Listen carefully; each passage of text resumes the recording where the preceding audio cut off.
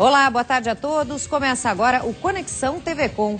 5 anos depois da privatização da BR-101 em Santa Catarina, sob concessão da empresa Autopista Litoral Sul, poucas obras saíram do papel. A demora e o baixo retorno em relação ao valor arrecadado pela concessionária com pedágio já viraram alvo de processos no Ministério Público Federal e no Tribunal de Contas da União.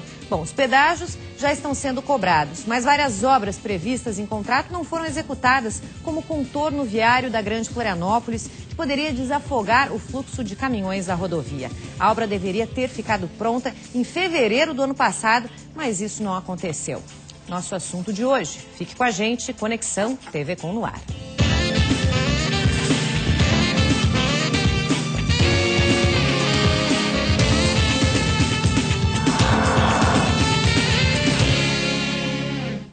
A demora nas obras da BR-101, entre elas o contorno viário, são assunto do programa de hoje. Você também pode participar do Conexão TV Com, deixando sua pergunta ou comentário nas nossas redes sociais. Para falar sobre esse assunto, eu recebo aqui no estúdio Marcos Cardoso, vice-presidente da Enflo CDL em São José. Seja muito bem-vindo, Marcos. Qual é a participação da entidade que você representa nas discussões a respeito dessas obras da BR-101, especialmente o contorno viário? Bom, boa tarde, Larissa, boa tarde aos telespectadores, obrigado pelo convite, pela oportunidade.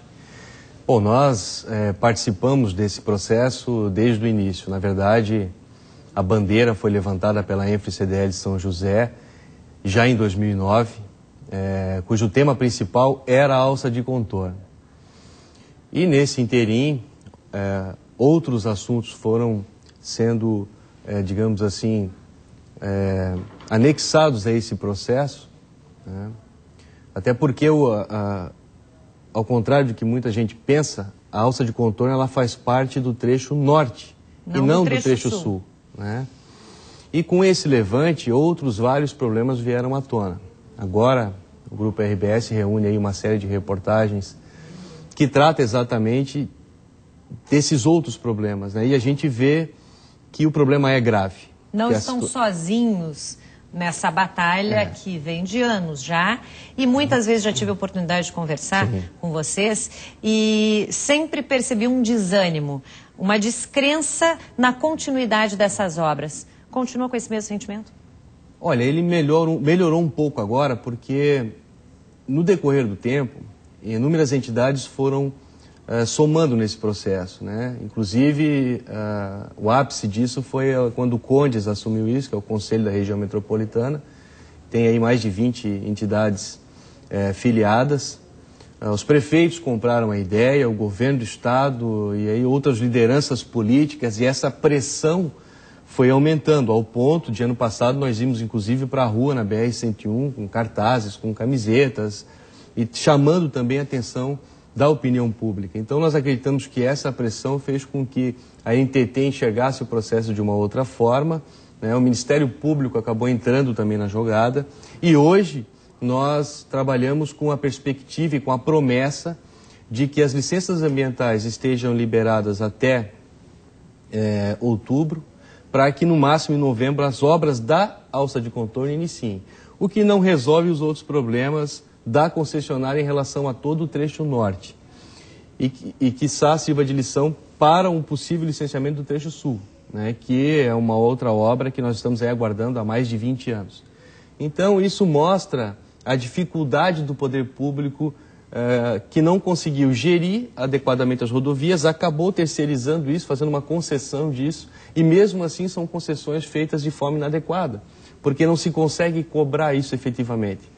A nossa expectativa é que, em relação a todo esse detalhamento do trecho norte, o Ministério Público entre, sim, com força nisso e faça com que a concessionária ou resolva esses problemas num prazo recorde, né, ou que se a concessão seja derrubada, seja aberta uma nova licitação. O que não pode é a sociedade, a população ficar à mercê, né, de uma inoperância de uma entidade privada e do poder público que não consegue fazer acontecer.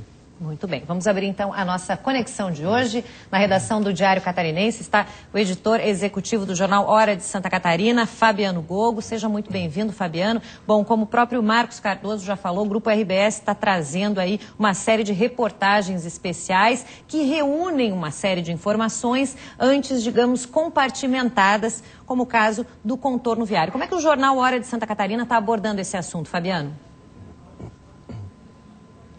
O Jornal Hora está fazendo uso do belo trabalho feito pela Joyce Bacello, do Diário Catarinense. Nós fizemos um resumo do que ela apresentou no Diário Catarinense, que tem mais páginas, teve como apresentar o trabalho completo. E nós focamos um pouco nos casos de pessoas, né, do dia a dia das pessoas que moram naquelas regiões que seriam afetadas, que é o nosso foco geralmente é na pessoa do dia a dia, né, no povão, digamos assim. Mas um excelente trabalho, inclusive vale destacar que o Diário Catarinense abriu mão dessa repórter para que ela pudesse se dedicar a essa reportagem por várias semanas, o que resultou num excelente trabalho. Agora, muita gente hoje, muitos leitores reagiram perguntando se isso não era algum tipo de 1º de abril, se não vai ser mais uma vez uma promessa não cumprida. Agora, a pergunta que cabe, talvez, seja se esse contorno vai solucionar os problemas de congestionamentos diários, se o problema não está ali também na BR-282, entre o centro e a entrada no que deveria ser o contorno viário. Enfim, soluciona o problema e a gente acredita mesmo que isso não é 1º de abril, vai haver em 2015 esse contorno viário. Olha, as promessas são muitas, né? Nós estamos convivendo com elas já há bastante tempo. Mas agora existem novas datas, né? Existe a previsão de a obra iniciar em 2013, que era para estar pronta em fevereiro de 2012. Agora, ela iniciar e estar pronta em 2015 é um outro desafio, né? Infelizmente, nós temos que lembrar que a BR-101, a duplicação da BR-101, é uma luta da década de 80. Inclusive, uma das grandes bandeiras que fomentou a fundação da então AEDES, Associação da Região Industrial de São José, hoje é a ENFO. Uma das principais causas era a duplicação da BR-101. E nós estamos completando 28 anos de entidade. Então, as promessas, queremos crer que agora, hoje, no contexto atual, com a pressão da imprensa, com a pressão da opinião pública, a própria internet, acreditamos que isso possa ser mais ágil e que eles possam cumprir, e há condições de cumprir o prazo, né? Até porque as licenças ambientais elas estavam prontas. Elas tiveram que ser refeitas em função de algumas mudanças no trecho. Então nós acreditamos que é viável. Agora, ela é a solução milagrosa da questão da mobilidade urbana, da região? Não, ela não é uma solução milagrosa. Ela vai tirar aí, segundo a Polícia Rodoviária Federal, mais de 150 a 200 mil veículos por dia que circulam nesse trecho. Então, para o trecho, que é considerado hoje o trecho mais perigoso de toda a malha viária federal, é esse trecho que liga Biguaçu até Palhoça. Tem um trecho específico em São José que é o mais perigoso em termos de acidente e morte do país. Exatamente. Então existe uma série de soluções que nós aguardamos o poder público se movimentar para resolver o problema da mobilidade, né? Hoje nós temos um problema grave, por exemplo, que é o transporte de massa. O transporte de massa na região é terrível. Em muitos pontos liga nada com coisa alguma. Nós estamos falando de 4 municípios.